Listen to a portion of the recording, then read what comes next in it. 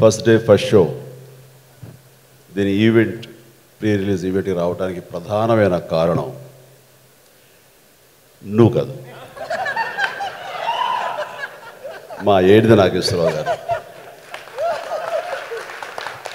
ఆయన ఇక్కడే ఉంటుంటారు. ఆయన ఆశీస్సులు ఇక్కడ వాళ్ళందరికీ కూడా అందిస్తూ ఉంటారని ప్రగాఢంగా నమ్ముతూ వారికి ప్రప్రథమంగా నా హృదయపూర్వక నమస్కారాలు తెలియజేస్తున్నాను. వారితో నాకున్న అనుబంధం అది సినిమేతర అనుబంధం, ఒక కుటుంబపరమైన అనుబంధం. నేను వారి కుటుంబంలో ఒక సభ్యుడిగా నేను అలా కలిసిమెలిసి తిరిగేవాడిని. ఇందాక ఆలీ చెప్తున్నట్లుగా ఆలీ వాళ్ళ ఇంట్లో బిడ్డగా నేను చూశాను. అంత ఇదిగా వాళ్ళ ఆప్యాయత కనబరుస్తారు కాబట్టి ఎవరు ఆర్టిస్టులుగా నటినట్లుగా అనుకోరు. ఎవరు వాళ్ళ సినిమాల్లో యాక్ట్ చేసినా సరే వాళ్ళ సొంత మనుషులుగా భావిస్తారు. అంత ప్రేమానురాగాలు వాళ్ళు కురిపిస్తారు. దానికి ప్రధానంగా వాళ్ళు చూపించే ప్రేమ ఆప్యాయతలో అంత స్వచ్ఛత ఉంటుంది కాబట్టి అదేవిధంగా నేను కూడా వారి కుటుంబ సభ్యుని అయిపోయాను. ఆ రకంగా వారితో నాకు ఉన్నటువంటి వ్యక్తిగత అనుబంధంతో పూర్ణోదయ బ్యానర్లో నేను 2 సినిమాలు చేయడం జరిగింది. అఫ్కోర్స్ ఇందాక గుర్తు చేశాడు శ్రీరామ్, తాయారమ్మ బంగారయ్య. నా ఎర్లీ డేస్లో ఒక చిన్న క్యామియో చిన్న రోల్ చేశాను అందులో. నిజంగా చాలా గర్వించదగ్గ సంస్థ పూర్ణోదయ సంస్థ. దానికి ప్రధానమైన కారణం అభిరుచి గల నిర్మాత ఏడిది నాగేశ్వరరావు గారు. ఆయన అభిరుచికి తగ్గట్లుగానే దర్శకులు విశ్వనాథ్ గారితో ఆయన కాంబినేషన్లో ప్రపంచంలో తెలుగు వాళ్ళు గర్వించదగ్గ అద్భుతమైనటువంటి చిత్రరాజ్యాలు ఇచ్చారు. అండ్ అలాంటి వాటిలో శంకరాభరణం మనం ప్రప్రథమంగా చెప్పుకోవాలి. ఆ తర్వాత ఎన్ని సినిమాలు, స్వాతిముత్యం కానివ్వండి, సాగర సంగమం, అలాగే నాతో తీసిన స్వయం కృషి, అలాగే నాకు మంచి పేరు తీసుకొచ్చినటువంటి ఆపద్బాంధవుడు, ఇలాగ ఎన్నో సినిమాలు నాకు ఎన్నో అవార్డులు తీసుకొచ్చింది. ఇవన్నీ సినిమా పరంగా పక్కన పెడితే వ్యక్తిగతంగా అల్లు రామలింగ గారి ఫ్యామిలీకి వారికి చాలా సాన్నిహిత్యం ఉంది. ఇక్కడే ఏడిది ఆంటీ గారు కూర్చున్నారు. వారు మా ప్రతిసారి ఎప్పుడు హైదరాబాద్కి వచ్చినా మెడ్రాస్ నుంచి సురేఖతో వాళ్ళతో మాట్లాడుతూ ఆ ప్రేమ అనురాగం అలాగ కనపరుస్తూ ఇప్పటికీ మమ్మల్ని చాలా ప్రేమగా చూస్తూ ఉంటారు.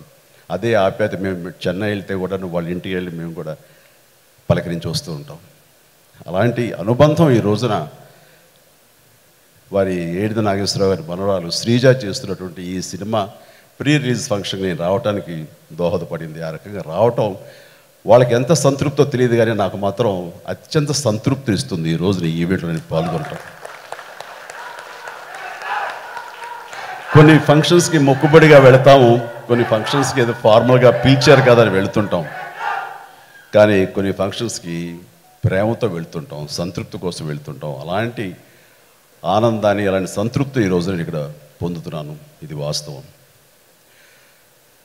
సినిమా పరిశ్రమ ఎంత గొప్పది అంటే నేను సినిమా పరిశ్రమలోనే నేను ఎదుగుతూ వచ్చాను. నా జీవితం అంతా ఇక్కడే జరుగుతూ వచ్చింది. ఎదుగుతూ ఇంత ప్రేమానురాగాలు పొందాను. ఆ తర్వాత కొంత గ్యాప్ తీసుకుని మరొక రంగానికి వెళ్ళాను. మళ్ళీ తిరిగి ఇక్కడికే వచ్చిన తర్వాత దీని విలువ నాకు మరింత ఎక్కువ తెలిసింది. సినిమా అన్నది చాలా గొప్పది, గొప్ప పరిశ్రమ, ఇది గొప్ప ఇండస్ట్రీ. ఇంత టాలెంట్ ఉండి కష్టపడటం అనేది ఒక ఆయుధంగా చేసుకుంటే ప్రతి ఒక్కరిని హక్కును చేర్చుకున్నటువంటి అత్యద్భుతమైనటువంటి పరిశ్రమ. ఆ రకంగా ఇక్కడ నేను ఈ పరిశ్రమలో ఒక భాగం అయినందుకు, పరిశ్రమలో ఈ పొజిషను, ఈ స్థానం సంపాదించుకున్నందుకు నేను నా జన్మ సార్థకత అయిందని అనుకుంటాను. ఎంత అదృష్టవంతుడు, భగవంతుడు నాకు ఇచ్చిన గొప్ప వరం ఈ పరిశ్రమలో నేను భాగం అవటం అన్నది. ఇక్కడ ప్రతి ఒక్కరు కూడాను వాళ్ళ సినిమా ఇంట్రెస్ట్ తోటి ఏదో రకంగా ఇక్కడ రావాలి, ఇక్కడ మన ఒక స్థానం, ఒక సుస్థిర స్థానం ఏర్పరచుకోవాలి, మనకంటూ ఒక ప్రత్యేకతని కనబరుచుకోవాలంటూ చేసే ప్రయత్నంలో ప్రతి ఒక్కరు ఇక్కడ సక్సెస్ అవుతూ వచ్చారు. బట్ టేక్ ఇట్ గ్రాంటెడ్, అనుకుంటే వస్తాం అని అనుకుంటే మాత్రం, అంత తేలిగ్గా తీసుకుంటే మాత్రం ఇండస్ట్రీ కూడా అంత తేలిగ్గానే తీసుకుంటుంది. అంత వెనక్కి వెళ్ళిపోవడానికి అది దారి అవుతుంది. సో మనం ఏం అవ్వాలి అని అనుకున్నామో ఆ అకుంఠిత, ఆ దీక్ష, ఆ పట్టుదల చివరి వరకు ఉండాలి. అది లేని రోజున గుడ్ బై చెప్పి వెళ్ళిపోవడం శుభం. సో ఇక్కడున్న ప్రతి ఒక్కరిలోనూ ఎంతూజియాజం చూస్తాను, ప్రతి ఒక్కరిలోనూ ఆ యొక్క తృష్ణ చూస్తున్నాను. డెఫినెట్గా వీళ్ళందరూ కూడా మనం చూస్తుండగానే ఎంతో అభివృద్ధిలోకి వెళతారని నేను మనస్ఫూర్తిగా ప్రగాఢంగా నమ్ముతూ ఇక్కడున్న జాతిరత్నం పెద్ద ముదురు రత్నం రాబోయేది, అలాంటి పదాలు లేవు కదా. అంటే నేను అతన్ని చూడటం ఇదే ఫస్ట్ టైం అమ్మ. కానీ అతని గురించి చెప్పిన వాళ్ళు కానీ చాలా చాలా రాటు తెలిసిన మనిషి, అలాంటి రత్నం అని చెప్పారు. ఐ విష్ అనుదీప్, నీ సినిమా చూశాను, ఫస్ట్ సినిమా ఫెంటాస్టిక్. నాకైతే థరోగా ఎంజాయ్ చేశాను జాతిరత్నాలు. ఆ తర్వాత అందులో నాకు ఎవరు తెలీదు, ఎవరు ఆ సినిమా చూడమని ఆ సినిమా పరంగా నాకు ఎవరు చెప్పలేదు కాబట్టి నేను ఎవరికి చెప్పాలో తెలియలేదు. ఈ రోజున అవకాశం దొరికింది కాబట్టి మనస్ఫూర్తిగా చెప్తున్నాను, you done a fantastic job. అంటే చూస్తున్న 2.5 గంటల సేపు నవ్వుకుంటూనే ఉన్నావు, అది కదా సినిమా. నవ్వించడం ప్రధానంగా పెట్టుకున్నావు, సఫలీకృతుడు అయ్యావు, ఫెంటాస్టిక్.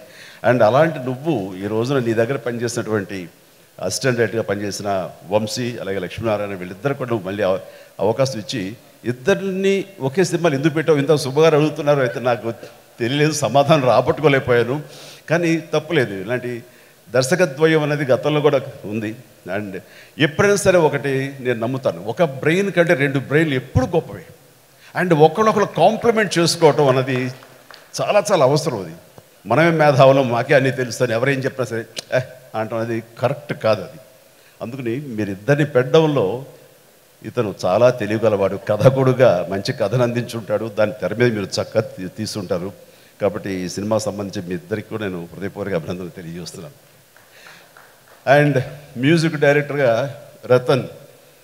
అండ్ నేను అర్జున్ రెడ్డి చాలా ఫిదా అయిపోయాను ఆ మ్యూజిక్ అది. ఆ తర్వాత జాతిరత్నాల్లో అమ్మాయి గురించి చిట్టి చిట్టి అనే పాట కదా, నా వైఫ్ పేరు కూడా చిట్టి. ఏమంటే వాళ్ళందరూ చిట్టి ఎలా ఉంది బాబు అంటే ఒక నిమిషం షేక్ అవుతాను, చిట్టిగా సురేఖ కదా, సురేఖ చిట్టి అంటారని అట్లాగా. సో ఆ చిట్టి అనే పాట కూడా నేను సురేఖ పేరు కూడా చిట్టి కాబట్టి తను అప్పుడప్పుడు ఏడిపిస్తూ ఆ పాట పాడుతుంటాను నేను. సో ఆ రకంగా మీరు నాకు గుర్తుండిపోయారు ఆ సినిమా ఆ పేరు ద్వారా.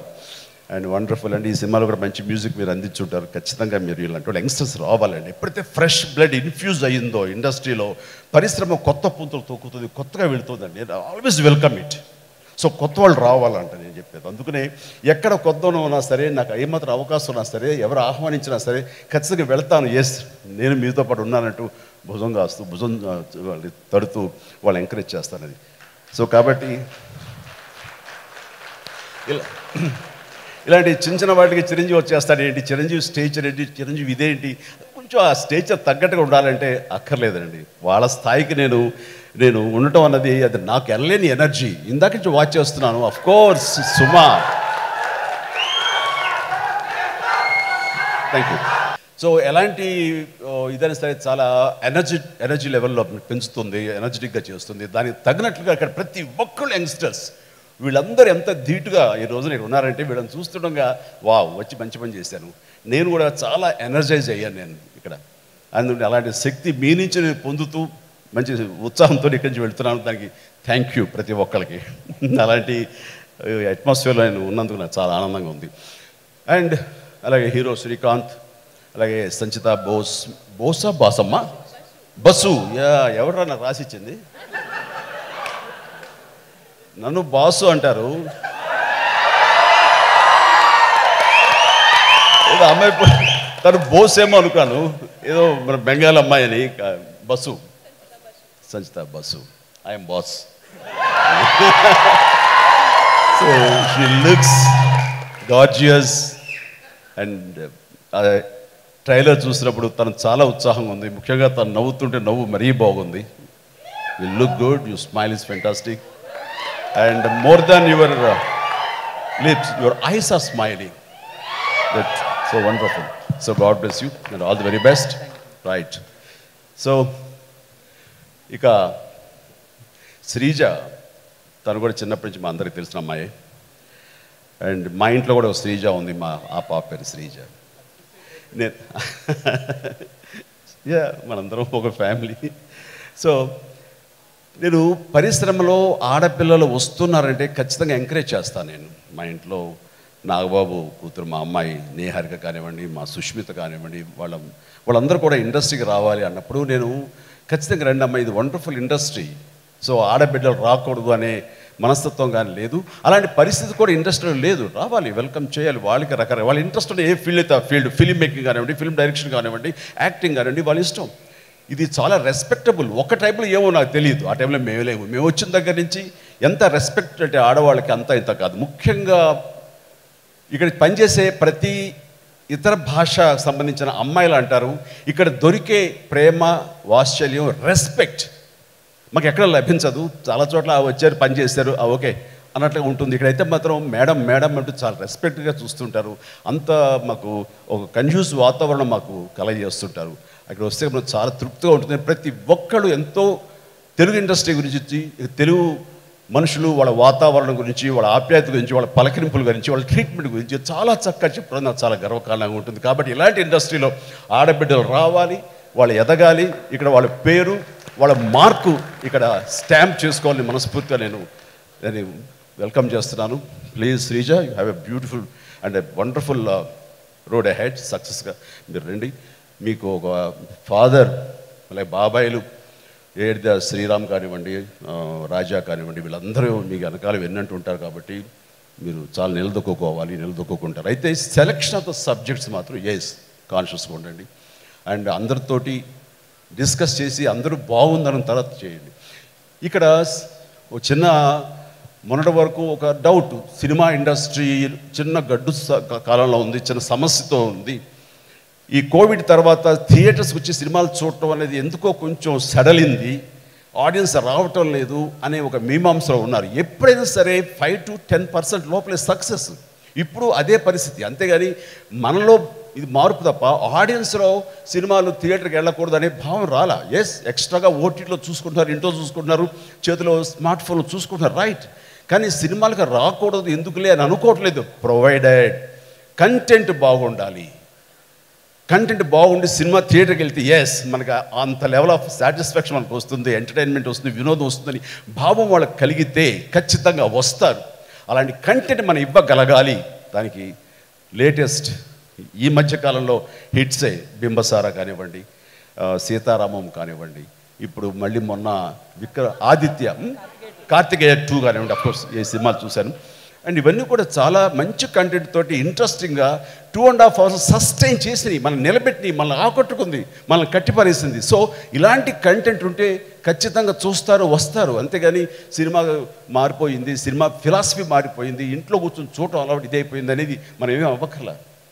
ఎందుకంటే నాకు ఉంది, నా సినిమా చూడాలి కదా థియేటర్కి వచ్చి. సో నాకైతే అలాంటి డౌట్ లేదు. మనకు ఖచ్చితంగా మంచి సినిమా ఇవ్వగలిగితే వస్తారు, లేదంటే 2 రోజులే పోతుంది. అందులో ఆ బాధితులు నేను కూడా ఒకడిని ఈ మధ్యకాలంలో. కాబట్టి కంటెంట్ అనేది ప్రధానం. అండ్ ఆల్ డైరెక్టర్స్ ఫస్ట్ మీరు కెప్టెన్ ఆఫ్ ద షిప్.